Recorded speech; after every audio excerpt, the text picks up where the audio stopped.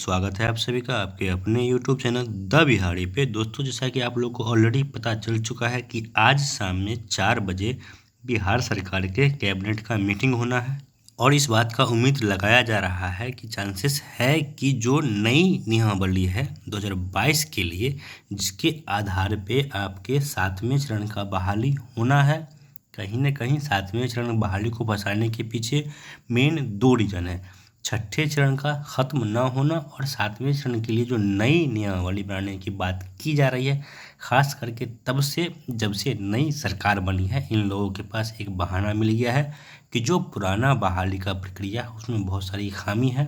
उस बहाली प्रक्रिया से बार बार कोर्ट केस होता है, बहाली प्रक्रिया बार बार रुक जाती है। इसीलिए हम लोग इस बहाली प्रक्रिया में संशोधन कर रहे हैं, इसीलिए यह टाइम लग रहा है। और अब जबकि एक लंबे अंतराल के बाद आप लोग को पता होगा कि बिहार में बाय इलेक्शन होने के कारण अब बहुत लंबे अंतराल के बाद आज कैबिनेट का मीटिंग होने जा रहा है, तो अब कम से कम बिहार सरकार की भी जिम्मेदारी बनती है, महागठबंधन की सरकार की भी ये जिम्मेदारी बनती है, क्योंकि इतने लंबे अंतराल से जो अभ्यर्थी है वो इंतज़ार कर रहे हैं। तो अब कम से कम जो नियमावली 2022 है उसको पब्लिक कर दिया जाए। अगर बिहार सरकार का काम करने का रवैया देखें तो बिहार सरकार जितना फोकस्ड दारू को लेकर के है, उसका अगर आधा भी 50% ही फोकस अगर शिक्षा को लेकर के दे और जो बिहार के लोग हैं, जो बिहार के निवासी हैं, इनको अगर शिक्षित कर दे तो लोग दारू पीना खुद छोड़ देंगे, दारू का मिसयूज करना खुद छोड़ देंगे। यानी कि ज़रूरी है शिक्षा को सुधारने की, न कि दारू को। ये आप देख सकते हैं, ये आज का हिंदुस्तान समाचार पत्र है और देखिए इसमें जो बातें कही गई है ये कम से कम बिहार सरकार के शिक्षा विभाग को ज़रूर देखना और समझना चाहिए।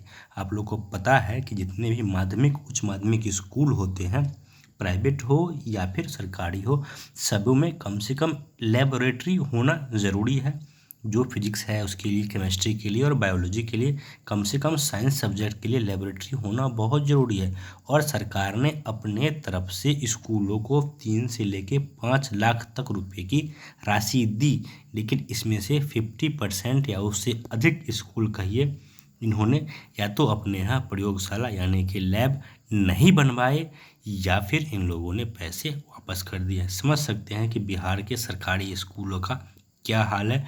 एक बात एक लाइन में अगर समझे तो बिहार के सरकारी स्कूलों को सही सुयोग्य शिक्षकों की बहुत ज़्यादा आवश्यकता है। इसमें आप देख सकते हैं यहाँ पे कि इसमें से तो 232 ऐसे स्कूल हैं जिन्होंने पूरे 5 साल में जो इन लोगों ने जो पैसे मिले, इनको जो इन्होंने पैसे खर्च किए, इसका जानकारी 5 साल के बाद भी ये लोग देने में असमर्थ हैं।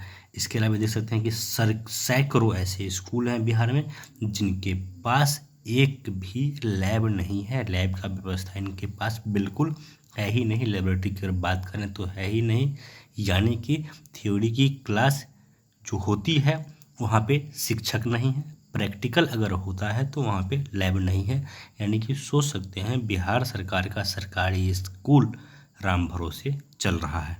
इसके लिए जितना जिम्मेदार सरकार है, कहीं ना कहीं उससे कई गुना ज़्यादा जिम्मेदार जो आम लोग हैं, आम पब्लिक हैं बिहार के, वो हैं। अगर आप एसटीईटी का ही मुद्दा देख लें, 7वें चरण बहाली का ही मुद्दा अगर आप देख लें, तो आप सीधे तौर पे पाएंगे कि जितने भी लोग हैं सब आपस में ग्रुप में बटे हुए हैं।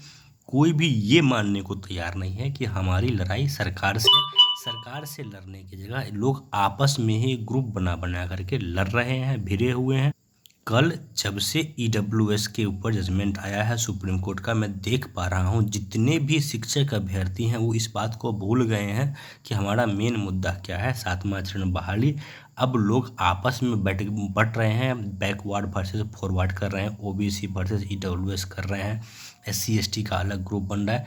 यानी मेरा कहने का तात्पर्य इतना ही है कि आपका एकमात्र लक्ष्य होना चाहिए कि आपका एकमात्र एनिमी है वो गवर्नमेंट ऑफ बिहार है, सरकार है, जिससे आपको लड़के आपकी बहाली लेनी है। आपस में गुटबाजी करते रहिए, सरकार मलाई मारती रहेगी। दोस्तों, इस वीडियो में इतना ही। धन्यवाद।